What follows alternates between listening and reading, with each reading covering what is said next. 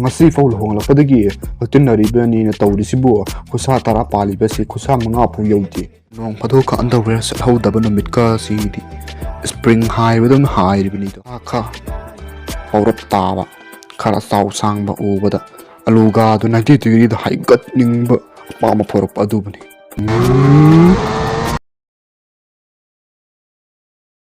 Ikhoini tatatana tari ba rape haibu hai ase ikhoino khangli madodi ipa masa singna nupi amabu masana yadana force tawduna natraga fadana punduna nattaba thawng chathaba adubun masi miyam phukna khangdraba wafam ngaktan video ase education na page tawraga semjabani aduna masiki video asidagi khaminase nupaga nupiga kanana hena sex tawba pam hai topic asido khaminase video ase yamne interesting oini khanje aduna loy fo yengbiduna gyan lousing khoi brain da hanjan hausi aduna channel asin nang thengna bo oiragadi subscribe to sinbiram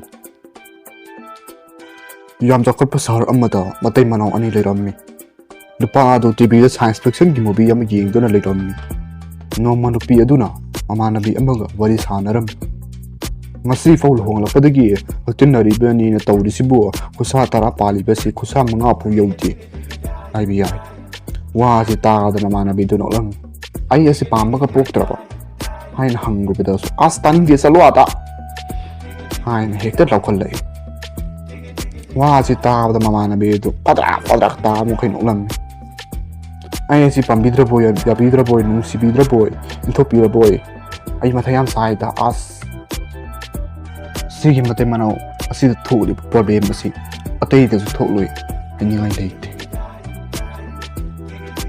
nupa singna karige sex pamlaktriba asi karigina masi nupa khudimmakta thoi haibadi langin chamada 90% masi thoi haibi ya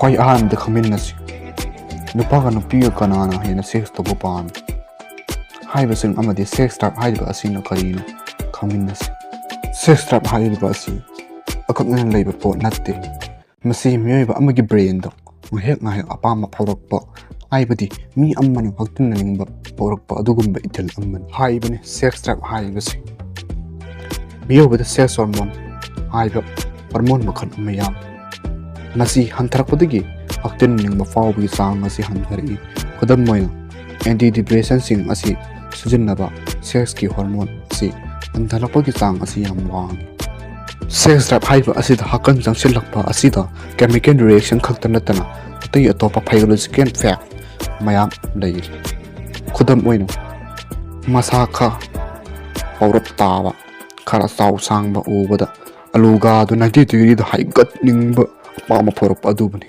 nupesing asida su makhoi gi phambi marum pofam ovary dagi hadorakpadagi ovulation matam asida makhoi ki sex time asi matam asida kawasaki na paithok makai net ki adugum phambi maru sing adu nesil lebeni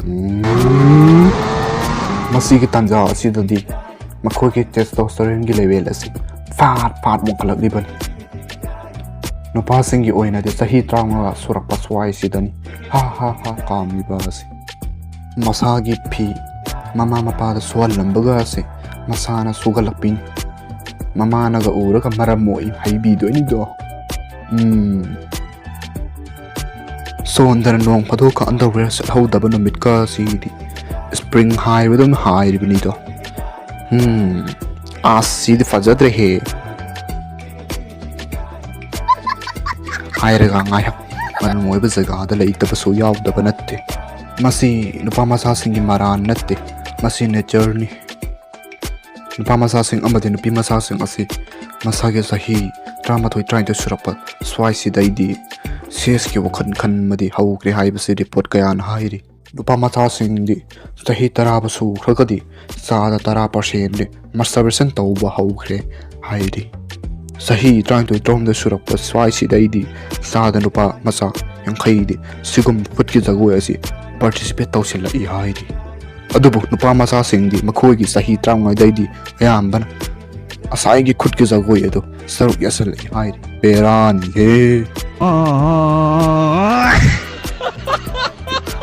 adubu nupi masa sing di masa ge sahi tramre sura faw Sigumma masturbation get Toubagi sang asi Sado kun mukta oigalli hairi. Adubu Kangtin Gadaba Hom Amuna Lam Long Satnabi Dharma Ketnabasing Sex trap asi Kenai. Adubu Nupa Masasing Sahitronga Sropa Swisi Lady. Hi Kanadi. Welcome then ladies. In Mayma Nupazo Ankara Oiraba. Hi badi Sahi Yankai Manga the Ginhompo Swisisu May hold the Biaw the Banati. No passing Zingahek Nakanda Tamsi Losilapa the High Zerake. Pacing Gimakogi May Hova Matamsi Asagi Sahi Contractramatoy Surapa. So I see the Ida no passing on his heart up. Asaga to Fatrak Taba Horapa. So I see the Ida Makogi Leshatam Bahawala E Hino. Study Kanana Fondoli. Sigumba Pong Manadaba Asina relationship to the stop Taroctable so Yaw the Venate. Masimakinang oiling, 5 palm the Mitai Nang, Anurokan Nayaga, King Kravanda, Sound Pisla Kumbani, I river. Masimak Tendupana, the peace in Bukam, the Iran, Yaro, Haibadi, Natrico. Masana Kara Palm Deba, Masamo Pab, Sahi, Umpum Dramanga, Paugi Sang, the labor Ahanso, Sigumba, Kang Iran Asida, Sada Nipudi, May Hori Benido. I Sadik Amana Fondoli. Nupaga Nupiga 6 track Banan Henna Pammi High City, Nupan Karahi and a Pammi, Iba City Kaminari. Asai Han Bahawad, Mobi Banupa Ama, Panjakriba, Hidat Lang Nani Kundi, Pecolozican Fake Nani Kundi, Natraga, Minupiadu, Sanabun Sabantadri, Kanana Karina, Pravi Ama, laid on the Tauribani. Nakan Amarum the Mana, Sahida got a chillido, Denendo the party or American Tumin to Milay Mithazer Nugo. Nupacing the Atalaiba, Mari meaning fun oiba relationship way Hanba, Sidai the putting jungle. Aduna, Nupasing the samurai chat cutting hide and legally. Calm Gimatam Sidai the Amoyman Papo, Ping Rabazani, hey. What oibin Pikitang Ukragati Urira Udab, I pet Mamiga Ukragati, got died and Kamigan race and action second part on the brain that I get Kidoribani. Sati. Adudagi Yariko Adudi start. Matam Suppada ready to lay body, Pam Jakraba, so sense has Amana, awesome the Fondoi. Don't Jay Marusi, Yariba Maki, Jaragi Haina, ready to legally hide the Palmas asking us. The piecing city why I'm peely. Lila holding the Shayhanas of Waiba Buni. Yan Taiko. Coin a high yai, Madudi, Oktavi, Makon Gaina, Holly Bazi. Film Lung Lake Taba, passing Dugini High Bi. Matang Asida study Amigiphan, Amazo Hiram Daba Yaro Dori. Madudi, Nupanupi, Anigi, Kang Irangasi Uraga, Nupaga, Nupiga, Homo section Taubada, Tapsana, Kang Irangasi Hori. Sigumbakan that the Nupi 18 Taunabasi, Atons the Bahari, the Ubira Naligida. Nashavan Koba Amalay, Cridudi. Report Kimatung in a biasation Tauba, Nupiga, Nupina Hen Krabani. Loshilla Pada Nupana sex trap as he Karapam, Daragaso, Lila holding a Nupina, May Hova, Pam Daba, Matang, Piso Yaw the Panat, Yauri Hibani. Nupi the Hauba, Kanjalo, hey.